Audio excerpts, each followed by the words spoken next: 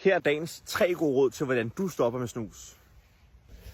Det første tip, det er, at du skal fortælle alle dine venner og din familie og din kat, hvis du har sådan en, at nu stopper du med snus. Det er et super stærkt redskab i forhold til at blive holdt i ørerne, og du vil for alt i verden ikke skuffe din omgangskreds. Så hvad venter du på? Det andet råd, det er, at du skal finde en makker eller finde en ven, hvor du skriver til personen 30 dage i træk. I dag har jeg ikke taget snus. Forestil dig, at du er på dag 14. Du har fået noget momentum. Du tænker, shit, det kan jeg godt finde ud af. Du begynder at få noget pep i dit step. Du tænker, okay, det her med at stoppe snus, det er faktisk meget nemt. Råd nummer 3, det er, at lige nu der kigger du på snus som noget positivt. Du går til en fest. Det er fint nok i dag. Det gør ikke noget. Begynd at se på det negativt. Begynd at tænke på ham, der tager det på gaden. Fucking taber. Hvad er det for noget bullshit at bruge sin tid på? Det er mega nederen. Begynd i dine tanker at forstå det negativt.